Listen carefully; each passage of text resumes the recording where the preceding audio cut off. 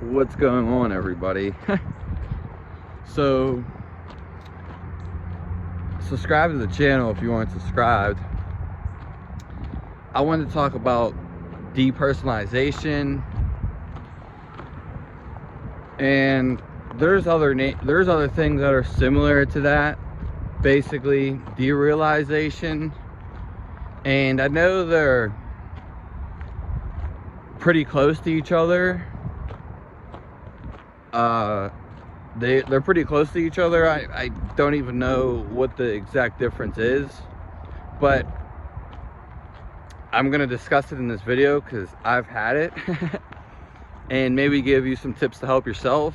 And I also just wanted to explain what it's like for someone who has it, because it'd be hard for someone that's never had it before really to understand it. I mean, that's kind of how most things are to some extent.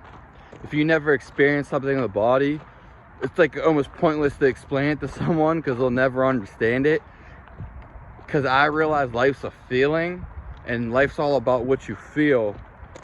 And a bunch of words and all this stuff, while it can negate certain emotions and maybe inspiration and just energy along those things, there's so many things it could do. It doesn't really bring you to the homeostasis of how it actually feels. And anyone with depersonalization's going to probably agree with everything I say. Few things change between the person, basically, but it's pretty much the same.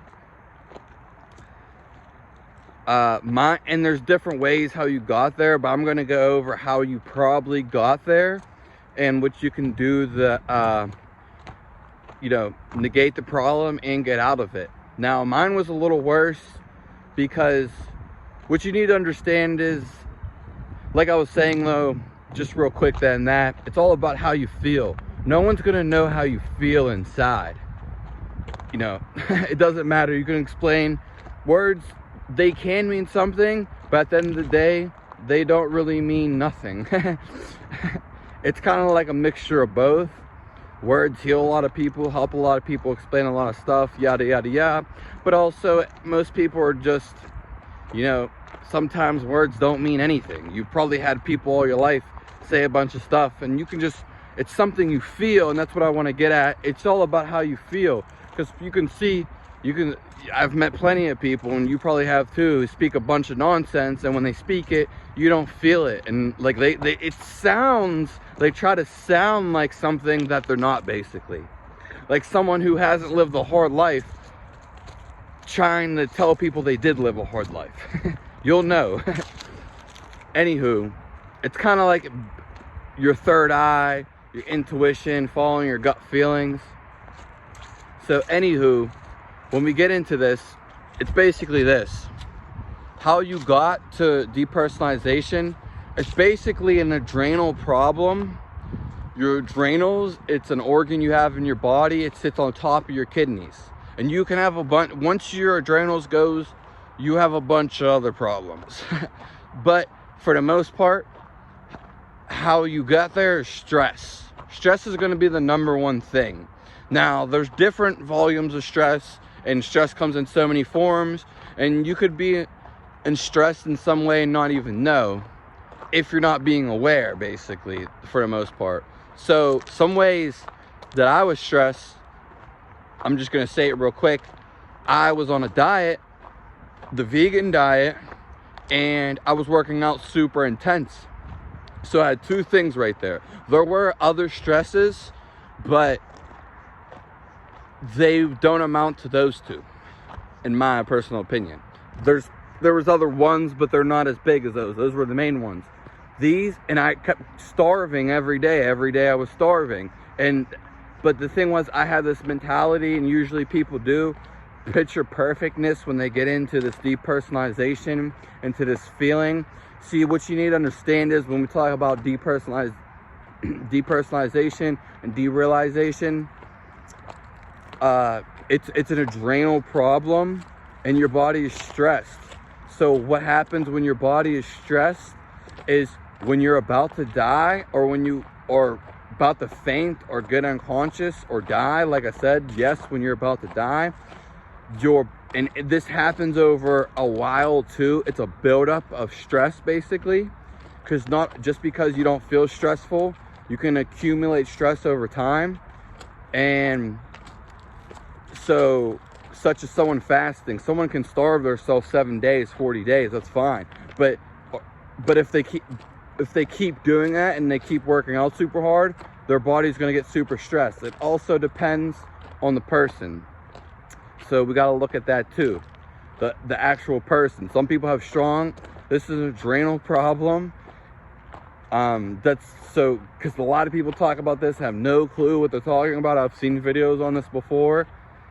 And life can feel like a video game.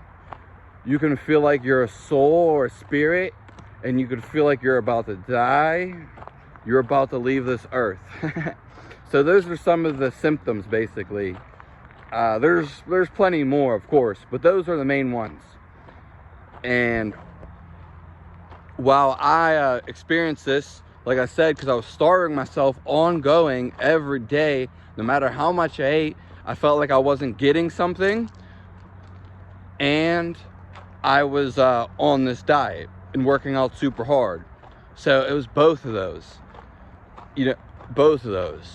So there was two things. Now, I pretty much went over like what the symptoms are and what it is. It's an adrenal problem, and it's sometimes, usually it has to deal with, you're missing something in your diet, and then you have stress in your life. So it's one or the other, usually. I also did hear something that it's about fat, and you don't have a fat in your diet to help you. Now, we could talk about that forever, but for the most part, let's go back to the fact that if this happened to you, or someone that happened to, or whatever, the way to fix it is you have to get basically a lot of stress out of your life, like all of it, basically, to some extent. And you gotta not, a lot of people tend to be overachievers, like I said, want to perfect things. And you want to get that out of your life, basically. So, whatever it is that's going to get that out of your life, stress is going to be the number one thing.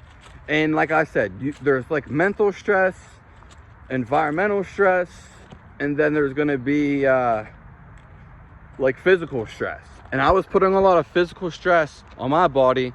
That's what it comes down to for the most part. Now, people who are like overthinking all the time and stressing out about situations, they're going to have this happen to them too. So that's what you need to be aware of. And so some things you need to get the stress out of your life. You need to de-stress completely. You also need to look at your diet. See what kind of diet you're on and what kind of food you're eating, because that's going to affect it a lot too. Now, you need to look at your life as a whole approach, and approach it from the whole. What's stressing you out? What isn't? Some other things that could stress you out, there's usually a bigger stress in your life that does this. It's a bigger stress. It's not really a small one. It's usually a bigger one, and you keep pushing it and pushing it. That's usually a mentality too of the overachiever, or whatever you want to say, is just to keep pushing, basically. So someone who worked like 7 days a week, giving themselves no break, and just wants to keep going and going and going. It all depends how you feel. You'll get symptoms before. You'll get symptoms definitely before this happens. And there's some people who like smoke weed too, and this happens to them. It's all the same cause. It's your adrenals. And this is what I was going to say before, but I'm saying it now. So when you're about to die, or life feels like a video game, your body basically releases cortisol, and it comes from the adrenals again. And I don't want to keep talking about it, but over time you can deal with short spikes. That's how we're meant to do. But you keep going up, and you keep going up. Eventually you climax, and then you go down. So when you're about to die, your body numbs itself.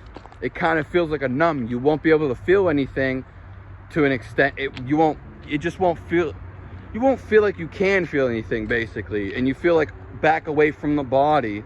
You feel like kind of like your soul's in the back of your throat. And yeah, so that's what it feels like. And when you're about to die, that's kind of what happens. Your body gets, for the most part, it tries to numb the system so you don't feel anything, but you actually didn't die and you're still alive. It's just a defense mechanism of the body. I've learned this from a guy that I watched on YouTube, one guy who actually knows what he's talking about and learned it. But that's what it is, that's what it feels like, and hopefully you can get over the problem too. If you have it, that is, or if you're just curious to know. But some people have a lot of like, if you keep overthinking things and thinking about things and thinking, and it's like hurting your head, like you hurt your head by thinking so much, then that's definitely going to be a problem, and you need to stop whatever's making you do that thinking. You need to stop that. All right, that's basically it for the video. How's it going? Have a nice day. Sub to the channel. See you guys later.